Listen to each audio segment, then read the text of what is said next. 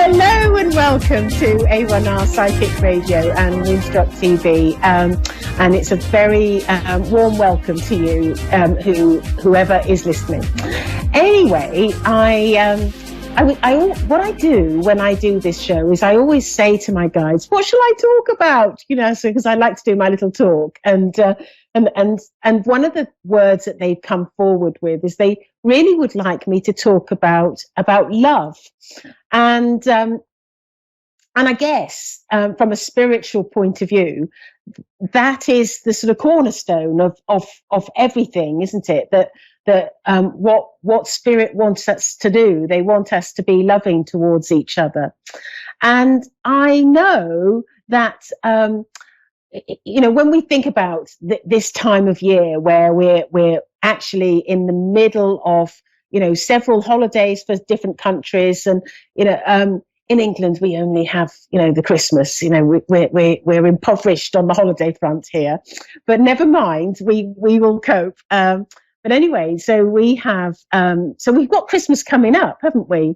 And I often sort of think about, I wonder what people want for Christmas and what presents they're going to get. And if you think about it, I have found in the past that actually my biggest joy when I sort with regards to presents and things like that is actually giving. I think that giving presents and seeing someone else's joy in receiving is actually probably more rewarding to me than sometimes the actual receiving. And I often think that I remember when I was sort of growing up and as a child, and I'd get the obligatory knitted cardigan and that I hated.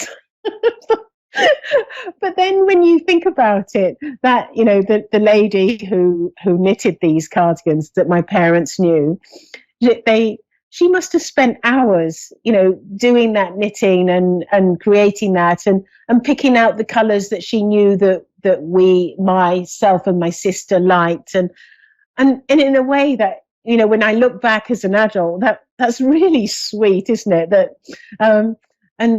But children can be sort of so ungrateful, I guess, can't they? And I, for one, was.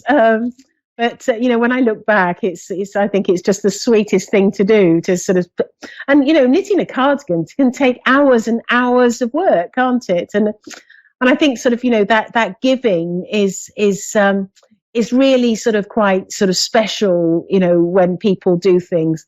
I also really like it when it's homemade and it's or when somebody's put in a lot of thought, because when somebody puts in a lot of thought, or it's homemade, it's actually an expression of love. And again, it's love doesn't have to be in the sort of in the capacity of showing love by saying I love you. It's all the expressions. I think being grateful is loving as well, and being kind is loving, and being compassionate is being loving. And so I think sort of love is sort of really quite important, and it's a time when we do experience love in more perhaps abundance at this time. But I live in a city called Brighton, which is on the south coast of England, and right by the sea. And it's probably got one of the largest communities of homeless people. And every year at Christmas, I always think, wouldn't it be nice to actually go out and be part of the soup kitchen, because a lot of the charities run soup kitchens on Christmas Day and provide soup for the homeless. And I think, wouldn't that be nice, rather than sitting at your table with a hat on or whatever. And again, it's giving, isn't it? It's helping another person at a time when, and of course the weather here is it's a little bit chilly. It's not sort of too warm here. I think we're probably, now we work in centigrade, so it's probably about 5 degrees. But if you work in Fahrenheit, a quick little whiz of converting, I would put that at around about 38, 39, 40 degrees Fahrenheit. So yeah, about that. So it's quite cold. But it's not freezing. It's not, we don't have snow on the ground. And it's really weird because we haven't, I mean, every year we used to get snow, and it used to be, just there would always be 1, 2, or 3 weeks of snow every year. And now what I've noticed is we just don't get it.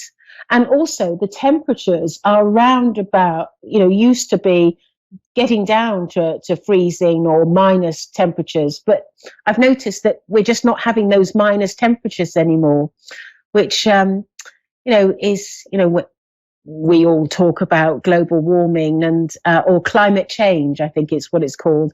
And I really can see the evidence of it here in this country, and which is sometimes it's quite alarming to me. But anyway, enough of me talking about where I live and giving and loving and things like that. I'd like to do a reading, and I believe we have Jeanette in San Diego. Are you there, Jeanette? Yes, I am. Hello. And have you ever had a reading before? Oh, not by you, but yes, I have had a reading before in general. Oh, okay. Well, it's a first for me then. I am a medium, and what that means is that I'm able to connect to loved ones that are in the spirit world, but also I can look to connect to my guides and perhaps give you some guidance. And so what I always do is I ask people who call in as to sort of how they would like me to work. Well, I would like to know some, real life information. I have questions about love and career, or either or. So right, okay. That would be wonderful. Okay, and so let's go to the questions about love. I feel like I'm being drawn in that direction, and it's interesting. I was doing my talk about love at the beginning. Are you in a particular relationship? Would you like me to focus on a particular relationship that you are? No, I'm not. I'm very single, and I am calling in the one. Calling in the one. That's good.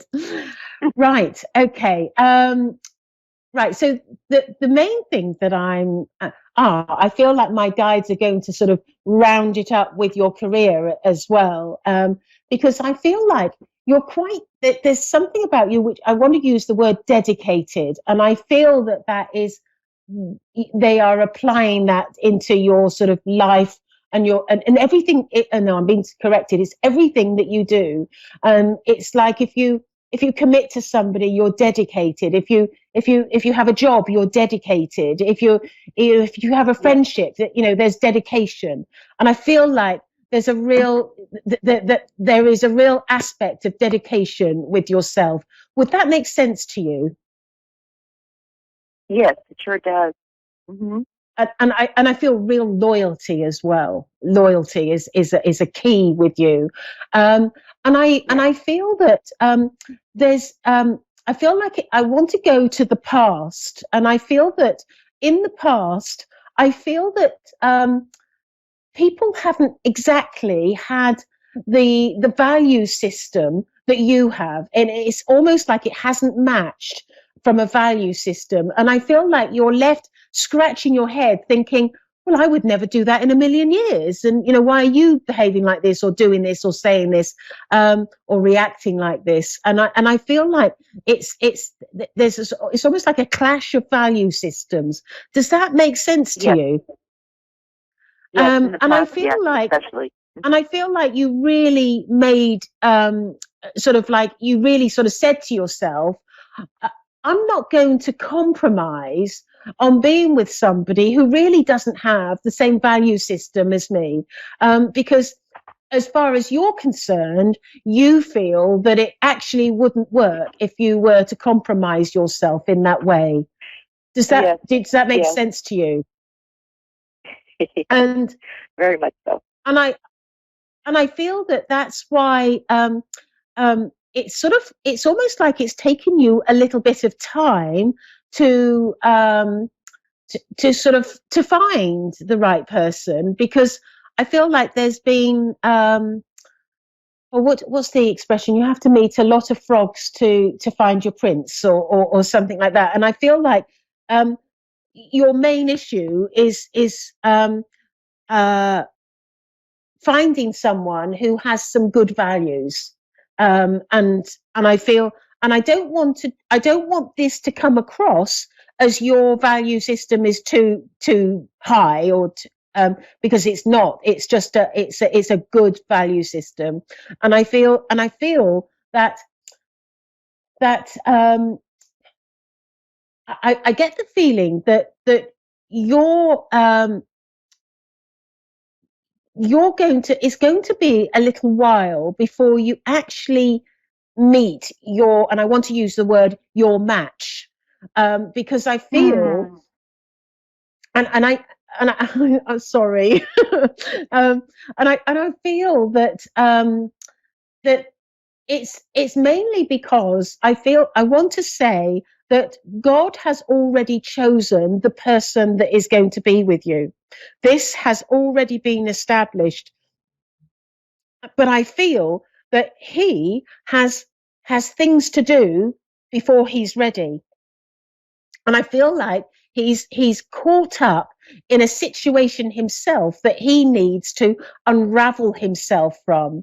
And I also feel that if you were to meet now, I almost feel that it would be too problematic and it sort of wouldn't work, because I do feel that he's in a little bit of a situation that would be stressful on a new relationship. And I'm being told by my guides that it's really important for you to be free of sort of any sort of baggage, or I feel like it's, if someone were to come to you with baggage and be fraught with it, I feel that it would be it sort of almost wouldn't work. And what I'm being told is that it's like, if you can be patient, this person, I feel, is going to be the best person you could ever meet. It's like you're meeting on the same mind and the same way of thinking. And I almost feel that he's had the sort of similar problems to you in the past, where people haven't sort of lived up to his value system. And I feel that it's like he needs to be clear of things and free of things, because I feel like there's some sort of relationship baggage that's attached to him. But I think that once he is free, I feel very, very confident that will be the time that you will meet. And I wouldn't be at all surprised if we're looking at 9 months to a year to before that person is going to be ready to be in a relationship with you. And I feel, I also feel that there's something about him. It's not just a value system. I feel that he is somebody that has the same sort of interests as you, the same beliefs as you, the same sort of spirituality as you, the same similar sort of upbringing, a similar sort of code of conduct, a similar work ethic. And I feel like these components are the basis of what would work for both of you, because I feel like both of you are similar in as much that you're not prepared to compromise for somebody who really doesn't have the same value system. How does that all sound? Exactly. Yeah, well, it's very true. I'm not willing to compromise. I'm also not willing to compromise in terms of just going out with people for the sake of going out with people when I know. I could feel, I know. I'm very perceptive, very intuitive myself. So it's been going on 6 years where I have not entertained, I have not felt motivated to have any kind of relationship with anyone that I've, either met or not met because they're online. Yeah. It just hasn't happened in almost 6 years. So, to say another year, most people would say, all right, 9 months to a year. But for me, that would be like 7 years in total. So I'm feeling like I'm ready to, and I know God has chosen someone. I really, really believe that. I have felt that all along the way. My guide actually used those words. Focused on my own. Yeah, I was just saying, my guide actually used those words to me because I'm more clairaudient than anything. And she said that God has chosen somebody for you. Yeah, I believe that. I really do. So, I'm trying my best to be as patient as possible. Although it hasn't been difficult for me, it's just that all of a sudden in the last, I would say, year, I've really felt the urge to accelerate, that meeting someone. Yeah, and it may well be, and this is Gail talking now. It may well be that your spirit is starting to feel this presence of somebody coming into your life. So you're sort of almost like preparing yourself, and that sometimes happens. But my guide here is saying to me that your this relationship is a soul relationship, is a relationship where you've had many lives together, and there will be a sort of like a zing, a real sort of like physical attraction. A soul recognition. Yes, absolutely, Jeanette. And I feel that that it's going to be a really sort of special person for the rest of your life. I don't feel that this is somebody that is going to come in and come out. I feel like this is actually, I feel like it's going to be more of a permanent sort of thing for you. Yeah. And I feel like there's a real big thing with work with the two of you as well. So I'm just wondering whether there is a work connection. I feel like there'll be a work connection in the future, but I feel like it may be through some sort of work that you may meet him. But I definitely feel that work for the future with you. Well, yeah. So work might include my own business as well. Is that right? Yeah. Yes. Yeah, I felt like the two of you working together. That's how it felt to me. But I want to thank you for calling in. I've got another caller waiting, and so thank you very much for calling in. Yeah. And I hope that helps. And if you want to find me, my name's Gail Moffat, and I'm on Facebook. Okay, thank you. Perfect. Thank you, Gail. Right. Bye-bye. Thank you very much. So we have Denise in Tampa, Florida. Hello, Denise. Hello, good afternoon. Hello. And so I am a medium, and I can connect to loved ones, or I can go to my guides and see how I can give some guidance for you. Is there a particular way that you'd like me to work? I was hoping that you could check with your guides on a situation for me. Okay. We've got a little amount of time left. What's the situation so I can go straight to it and focus on it? All right. I'm kind of stuck in a relationship with somebody where it's an on again, off again type thing. And I'm just wondering why I am so drawn to this individual. Normally I would have walked away by now, but for this individual, I'm just like so drawn to them. Yeah, yeah. Okay, this is a really fascinating subject, and I feel, I just as I'm talking, I'm hearing the word brother, and I want to let you know that this person was a brother, um, not in your last relationship, but in the not in your last life, but in the life before that. You were brothers, and I don't know whether you were a brother or a sister, but I know that he was a brother, and so there is a soul connection and a soul recognition with this man, but what I feel with you that there is a real deep rooted frustration with him, and it's almost like he sort of well, I know you said he blows hot and cold, but I'm just repeating the words that I'm getting from my guide. And because my guide's saying to me that just as he's coming forward and you think that he is sort of starting to sort of commit and be the person that you want to do, it's almost like he throws everything up in the air and messes it all up and leaves you sort of almost like stranded, thinking, what happened there?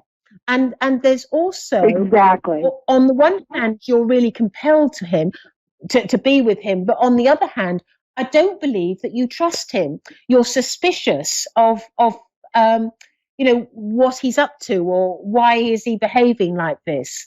I feel like there's a little bit of questioning in your mind. Does that make sense to you?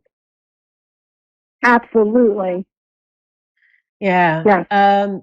And I feel that I feel like it's with him, it's almost like I feel with him that he's scared of any commitment. And I feel that the reason why 100% true. I feel that and I don't feel that this is somebody who is a bad person. I feel that he's just fearful. And I feel that I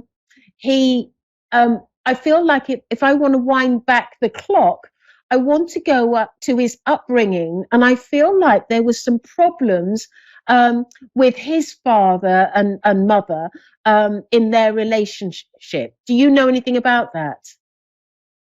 Yes, and you are 100% correct. And it's like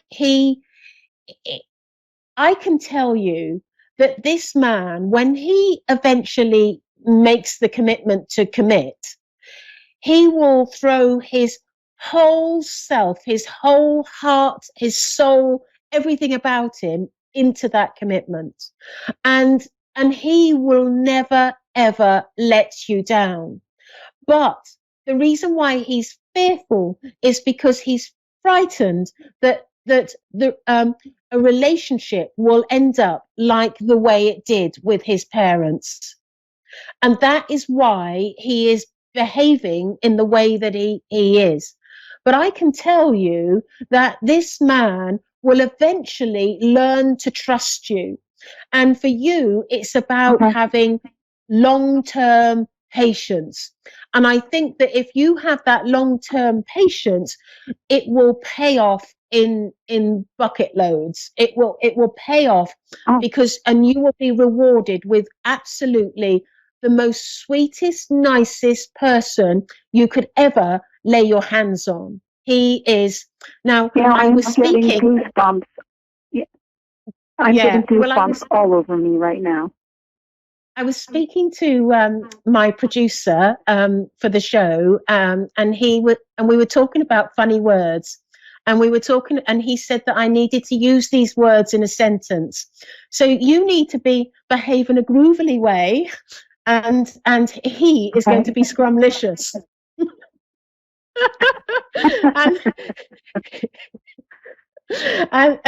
But wow, that is for real. He is going to be just an absolutely. He's a sweetheart. He's going to be adorable, and you've really got, in a way, it's really down. Oh He is. He's really, yeah. He's such the sweetest man, and it's all it is fear.